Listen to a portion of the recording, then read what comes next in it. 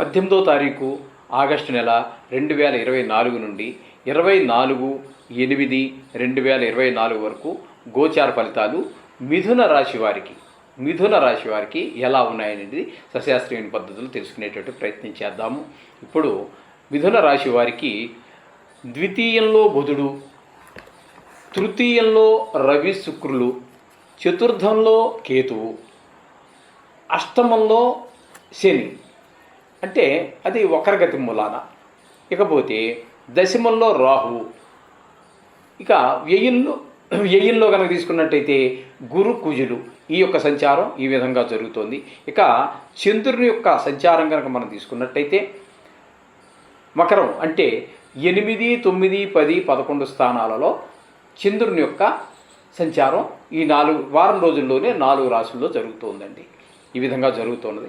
అయితే వీటి వల్ల వచ్చే ఫలితాలు అన్నీ మనం చెప్పుకోవాలి అన్నట్టయితే ఇక 4 గ్రహాల యొక్క మనం చెప్పుకుంటున్నట్టుగా ఈ 4 గ్రహాలు గురు, శని, రాహు, కేతువులది ఇవి మామూలుగా చెప్పుకున్నట్టుగానే అదే యథాతథంగానే చూసుకోండి. ఇక పోయినట్టయితే త్వరగా రాశులు మారేటటువంటి రవిగ్రహ, చంద్రగ్రహ, కుజగ్రహ, బుధగ్రహ, శుక్రగ్రహాలు మనం తీసుకున్నట్టయితే రవి యొక్క సంచారం కనుక మనకి 3వ స్థానంలో సంచారం చేస్తూ ఉన్నారు. 3వ స్థానంలో రవి యొక్క సంచారం మనకి చాలా చక్కగా ఉపకరిస్తూ ఉంటుంది. చాలా చక్కటి ఫలితాలన్నీ కూడా మనకి రవి సూర్యభగవానుడు మనకు అందిస్తూ ఉంటాడు. అందరి యొక్క సహాయ సహకారాలు అందుతూ ఉంటాయి. ఆరోగ్యం చక్కగా ఉంటుంది. అలాగే ఏ పని మొదలెట్టినా కూడా చాలా చక్కగా జరుగుతూ ఉంటుంది. రాజకీయ వ్యవహారాలన్నీ కూడా చక్కగా సఫలీకృతం అవుతాయి. నూతన వార్తలన్నీ వినేట అవకాశం ఉంటుంది. అయినప్పటికీ కూడా అకాల భోజనం అనేటట్టు ఒకటి జరుగుతూ ఉంటుంది. ఈ విధమైన ఫలితాలన్నీ రవివల్ల జరుగుతూ ఉంటాయి. ఇక చంద్రుని యొక్క గమనం గురించి చెప్పాలంటే 4 రాశుల్లో మకరము, కుంభము, మీనము, మేషము 4 రాశుల్లో జరుగుతుంది. ఈ 4 రాశుల్లో జరిగేటప్పుడు మీకు 10, 11 స్థానాలలో ఉన్నప్పుడు, అంటే 10, 11 స్థానాలలో ఉన్నప్పుడు అన్నట్టయితే మీనం, మేషం ఈ 2 రాశుల్లో ఉన్నప్పుడు సుఫలితాలు ఇస్తారు. 3 రోజులు 4 రోజులు అశుభ ఫలితాలు ఇస్తూ ఉంటారు. ఒక మనసులో నిలకడ ఉండదు, ఒక ఆలోచన ఉండదు, ఏ మనసు స్థిమితం కూడా ఉండదని. ఏ పని చేయాలన్నా చేయాలనే బుద్ధి ఉండదు. చేసిన పనులు కూడా విజయవంతం కాదండి. ఈ విధమైన ఫలితాలన్నీ కూడా మనకి చంద్రుడి వల్ల వ్యాపార విషయంలో కూడా కొంచెం ముందుకు వెళ్ళనటువంటి పరిస్థితి చంద్రుడి వల్ల కలుగుతూ ఉంటుంది. ఇక మనం తీసుకున్నట్టయితే ఇక ద్వితీయ స్థానంలో బుధుని యొక్క సంచారం జరుగుతోందండి. ద్వితీయ స్థానంలో బుధుని యొక్క సంచారం మనకి చాలా చక్కటి ఫలితాలన్నీ ఇస్తూ ఉంటుంది. బుధుని యొక్క సంచారం వల్ల మనకి క్రయ విక్రయాదులన్నీ లాభాలు వస్తూ ఉంటాయి. అలాగే క్రయ విక్రయాదుల వల్ల లాభాలన్నీ, అంటే అది ఏ ప్రోడక్ట్, అంటే ఏ వస్తువు అయినా సరే, కిరాణా వస్తువు కావచ్చు, మరి లేదా ఏ వ్యాపారం చేస్తున్నారో తెలియదు కదా మనకి. ఆ వ్యాపారాలలో అలాగే ముఖ్యంగా వీటి కనుక వీటి తీసుకున్నట్టయితే క్రయ విక్రయాలు, షేర్ మార్కెట్టు అట్లాంటివి కూడా, ఇవన్నీ కూడా ఈ మార్కెట్కి సంబంధించిన వాటిలోనే ఉంటాయి. వీటిలో లాభాలు ఉంటాయి. మీ తెలివితేటలు కూడా చాలా చక్కగా పనిచేస్తాయి. మీ లాజిక్ కూడా బాగా పనిచేస్తుంది. మీ బుద్ధి కూడా బాగా వికసించి పనిచేస్తూ ఉంటుంది. ఈ విధమైనటువంటి ఫలితాలన్నీ బుధుని వల్ల, ద్వితీయ సంచారంలో బుధుని వల్ల మనకు లభిస్తూ ఉంటాయి.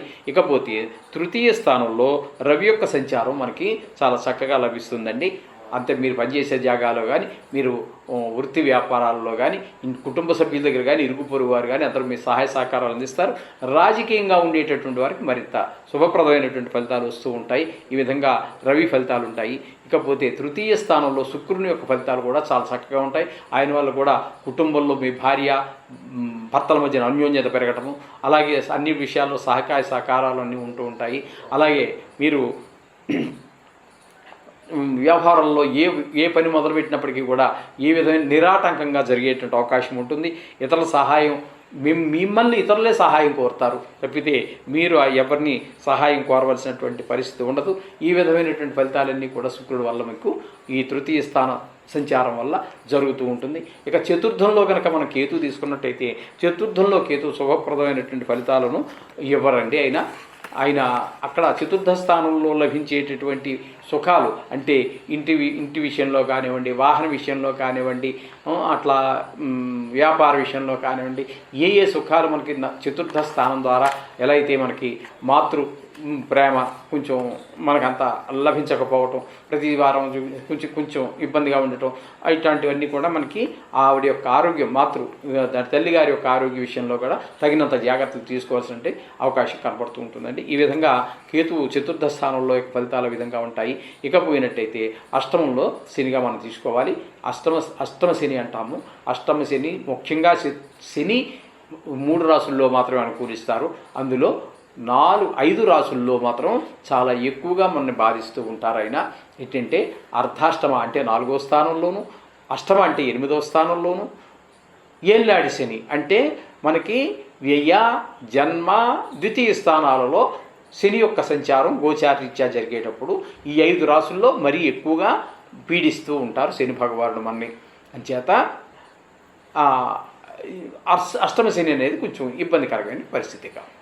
ఇకపోతే మనకి దశమంలో రాహు కూడా మనకి అంత అనుకూలమైనటువంటి ఫలితాలను ఇవ్వజాలరు. వృత్తిపరమైనటువంటి విషయాల్లో కొంచెం ఉద్యోగం కావచ్చు, వృత్తి కావచ్చు, ఇట్లాంటి విషయాల్లో కొంచెము ఇబ్బంది పెట్టేటట్టు పరిస్థితులు కనబడుతూ ఉంటాయి. దశమంలో కూడా రాహు అంత అనుకూలమైనటువంటి ఫలితాలు ఇవ్వజాలండి. ఈ విధమైన ఫలితాలన్నీ ఉన్నాయి. ఒక్కొక్క రాశికి విడివిడిగా మనం చెప్పుకున్నాము. ఇకపోతే టోటల్గా మిథున రాశి వారికి ఈ వారం ఎలాగుంటుంది అంటే కొంచెం మనస్తాపం, వ్యాధి, ఆపదలు, అలాగే పాపకార్యాలు చేయడంలో ఒక ఆసక్తి, వృత్తిలో కొంచెం భంగము, ఈ విధమైనటువంటి ఫలితాలు మనం ఈ మిథున రాశి వారికి మనం చెప్పుకోవచ్చు. అందుచేత నవగ్రహ పూజ చేసుకోండి, అలాగే జాతకంతో అనుసంధానం చేసుకుంటే మీకు ఖచ్చితమైనటువంటి చాలా దగ్గరగా మీ జీవితానికి చాలా దగ్గరగా ఉండేటువంటి ఫలితాలన్నీ కూడా మనం చెప్పడానికి వీలవుతూ ఉంటుంది. జాతకం ముఖ్యం, ఇది గోచారం మాత్రమే. ఆ విధంగా ఇదే జాతకంగా భ్రమించవద్దండి. శుభం భూయాత్.